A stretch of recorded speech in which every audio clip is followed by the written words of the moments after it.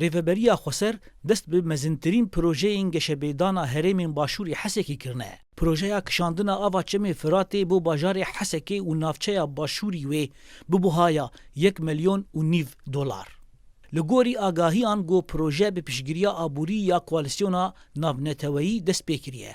Bi armanca sivîkirina qutkirina avê statoya Elok got ji aliyê Tirkiye ve hatiye kontrolkirin û av li ser $1,300,000 mirov tê qutkirin.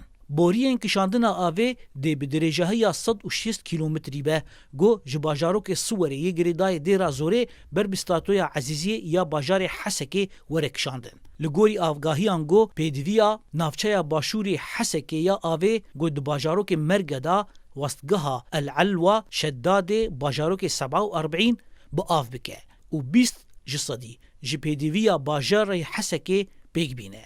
Li gorî endezyarê teknîkî Kemal Hesen got ev proje ji bo bajarê Hesekê û alûziya avê li bajêr çareser nake. فالمشروع هاني أم فكرين كمشروع كي نبديل مشروع محطة علوك طبعا المشروع هاني بس جبو هنكي آلي كاري بملت ربكش برجو آف تني مصادر آفي تنني مصادر علوك بيفم. Astengiyên projeyê yê sereke gihandina kehrebê bo statoyane got di dema Daişê de ew dever li rastî xerakirinê ve hat.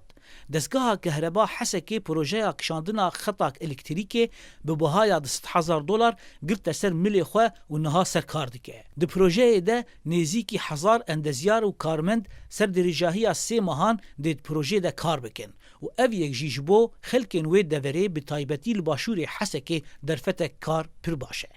Rêvebera teknîkî ya statoya El Elwa Ferîda Ebdo ji dengê Amerîka re diyar kir got ew niha li ser çeksazkirina xetên avê û elektrîkê û avahiya statoya Elwa kar dikin got ew di dema Daişê de hatibûn teqandin. محطة بخوي تعداء جياي تقريبا 6 صدي تعداء جياي مضخات ماني أفقي هون 6 مضخات استطاعتها دصدو 5 كيلووات.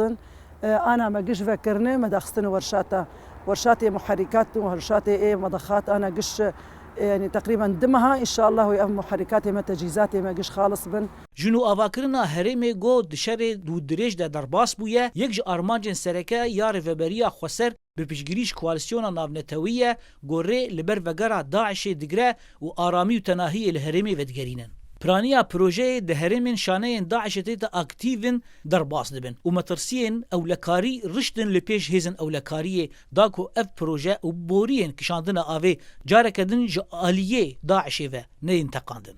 Tevî got projeya ava Firatê yek ji mezintirîn projeyên geşebêdana herêmê ye lê alûziya ava ve xwarinî ji bo bajarê Hesekê bi taybetî wê berdewam be.